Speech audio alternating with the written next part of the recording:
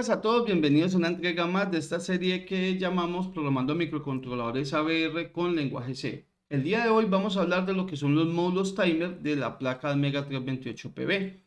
Aclaro, es un video teórico, por si ya conoces estos conceptos, te puedas saltar este video y me esperes al siguiente donde sí vamos a programar por lo menos una aplicación con el timer. Vamos a empezar diciendo lo siguiente.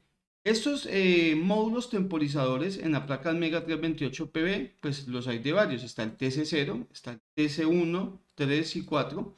Es decir, llevamos 0, 1, 3 y 4, allá llevamos 4. Y está el TC2.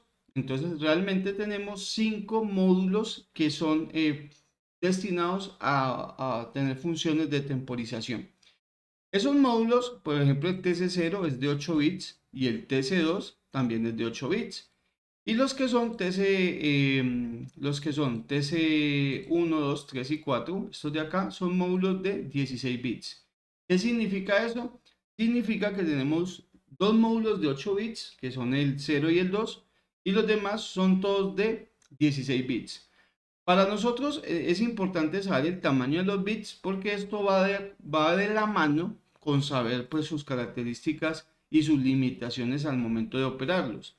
Tengan en cuenta que siempre un módulo timer tiene dos funcionalidades. Puede temporizar y puede contar. Temporizar y contar van de la mano. Si tú le dices a tu primo, hermano, tu mamá, tu papá que cuente de 0 hasta 10, y él lo hace con intervalos de un segundo, pues va a tardar 10 segundos en contar hasta 10.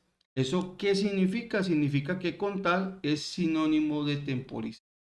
Lo mismo pasa aquí, solamente que en vez de ser familiares, lo que tenemos son unos circuitos que van a contar de manera sincrónica para poder llegar a obtener esos resultados. En este video hablaremos muy del timer cero y empezaremos diciendo que es de unas características muy importantes. Un timer no solamente tiene funciones de temporizar y contar, sino que ofrece muchas más cosas, como por ejemplo comparar y acciones de PWM. Entonces eso implica que nos empiecen a hablar de todo ese tipo de situaciones. La primera de ellas, este módulo TC0 tiene dos salidas de comparación independientes. ¿Eso qué significa? Eso significa que si vengo al diagrama, pues tenemos una salida de este lado de acá y tenemos una salida de este lado de acá. Y son totalmente independientes. Significa que estos son dos pines del microcontrolador donde podemos generar una funcionalidad específica. Esas funcionalidades pueden ser de tres tipos. Pueden ser para que se active o se setee el bit cuando ocurra la comparación, para que se limpie el bit, o sea que esté en alto y se apague cuando ocurra la temporización o la comparación, perdón, o que haga un efecto de toggle, o sea que haga como una señal cuadrada cada que ocurra la comparación. A eso se refiere la hoja técnica cuando nos dice que tiene dos salidas independientes de comparación.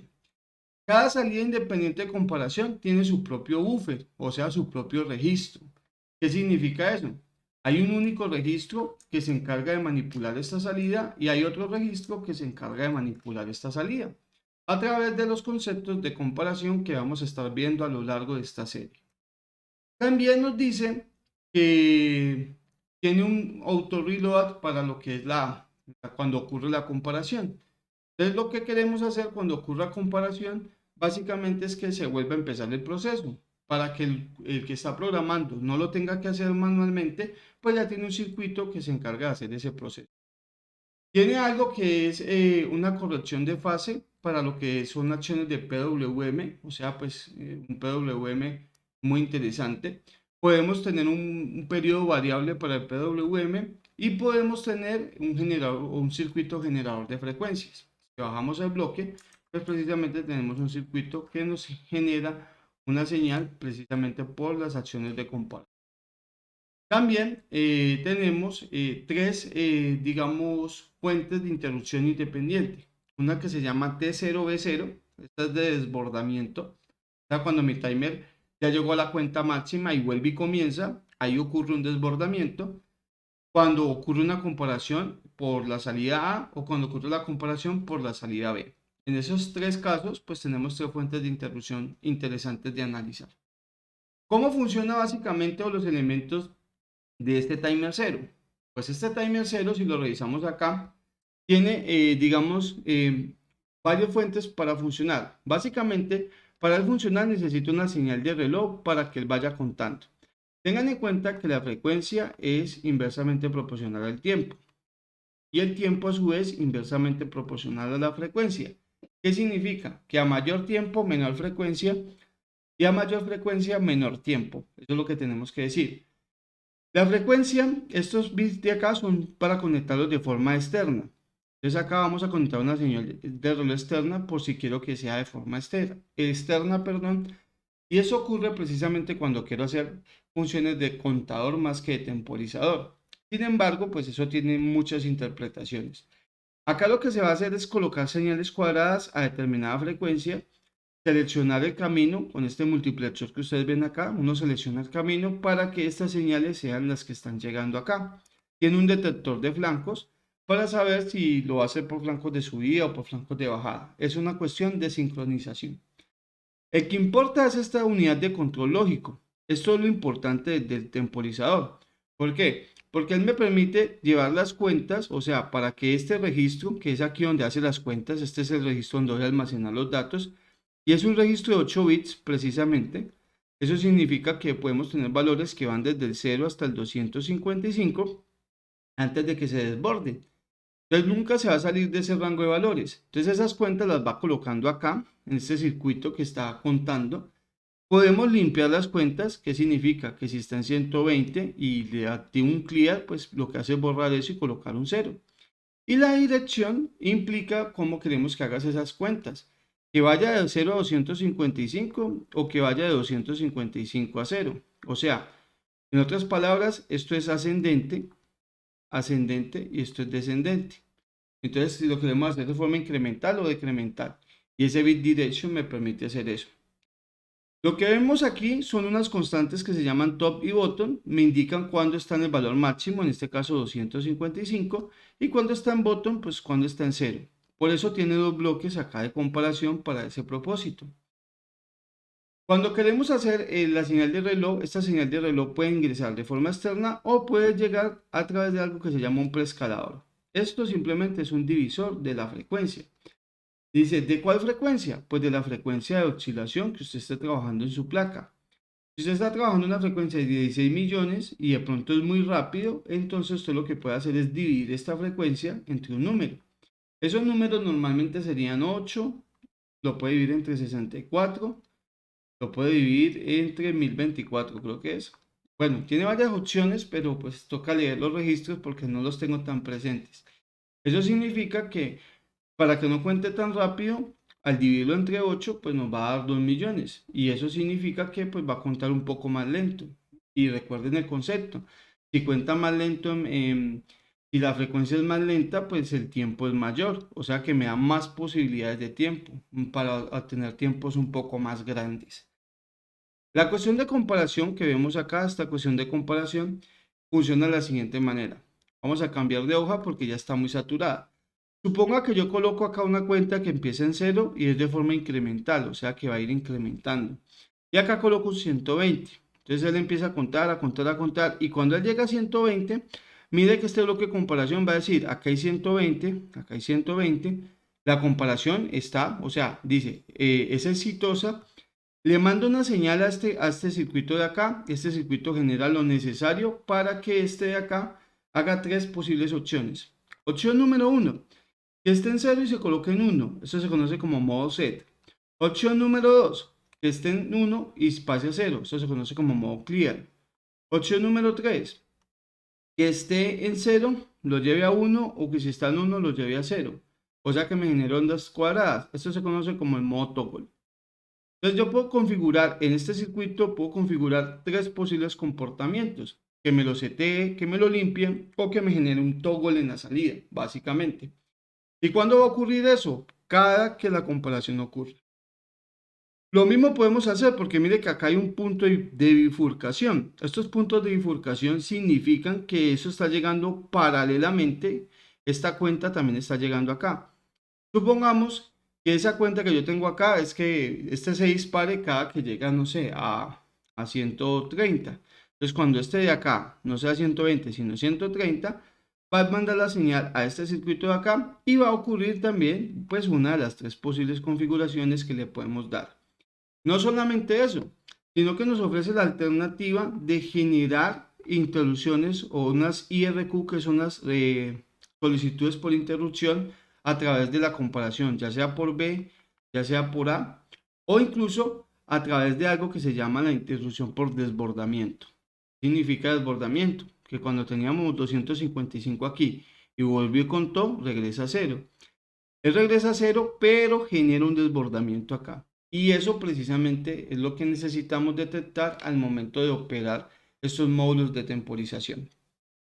Ya para finalizar el video y que no nos quede tan largo, pues hablemos de los modos de operación de esta hoja técnica. Los modos de operación son los siguientes. Él tiene modo normal, vamos a ver si lo encontramos, vea, modo normal, que es el modo de temporizador contador de toda la vida, y lo que nos interesa revisar ahí, pues va a ser básicamente lo que son las interrupciones por desbordamiento. Vamos a tener el modo CTC, que es el modo de comparación, básicamente, que va a hacer las acciones de comparación que veíamos ahorita, y esas comparaciones pues van a tener modo toggle, o va a tener modo seteo o modo de clear, dependiendo de la configuración. Tenemos el modo de PWM rápido y tenemos el modo de PWM con corrección de fase.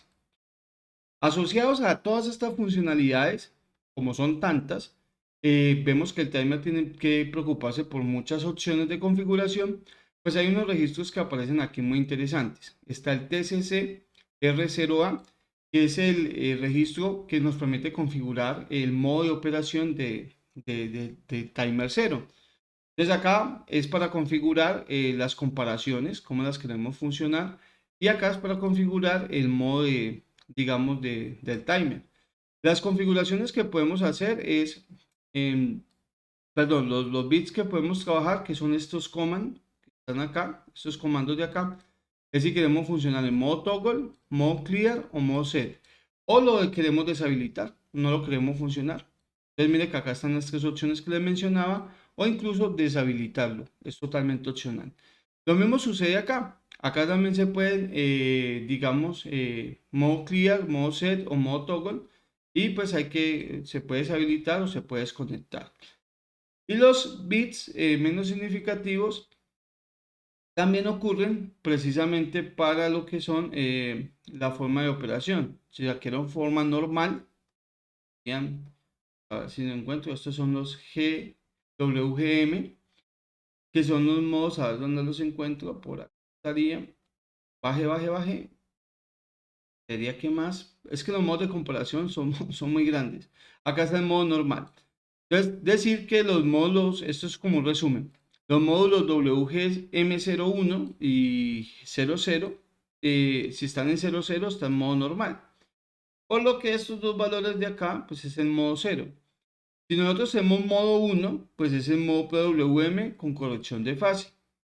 Tenemos el modo 010, que es el modo CTC, y aquí podemos escoger muchas de las opciones de operación. Esto resume pues los valores que hay que colocar en el registro. Hay otros registros interesantes como el TCCR0B, en lo que se interesa acá más que todo es este que es el preescalador. Nosotros aquí en este registro podemos configurar básicamente por cuánto quiero dividir la señal de reloj interna, o si quiero funcionar de forma externa por flancos de bajada o por flancos de subida.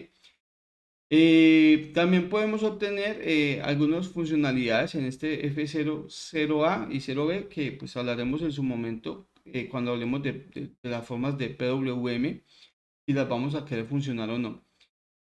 Por acá están las máscaras, precisamente pues para habilitar las interrupciones, las tres que ya se mencionaron. Y por acá algo lo que es la sincronía y demás del timer. Las cuentas del timer, que es un registro de 8 bits, ahí es donde se va a guardar el valor de las comparaciones de A y de B, que son las que nosotros vamos a colocar. Pues está la de A, que es de 8 bits, y está la de B, que también es cuando quiero funcionar en modo comparación, qué valores tengo que colocar ahí. También lo que son digamos, las banderas que me indican cuando ocurre una interrupción, por desbordamiento, por comparación en A o por comparación en B. Y dicho eso, pues esto rápidamente ha resumido lo que es el timer cero. En el próximo video o en los próximos videos vamos a comenzar pues a programar ya con ellos, digamos con un esquema un poquito más general de lo que es este registro. Mi invitación, cuando estemos programando timers, hay que venir al capítulo 18 de nuestra hoja técnica Almega 328 PB. Así que pues un fuerte abrazo y nos vemos en una próxima ocasión.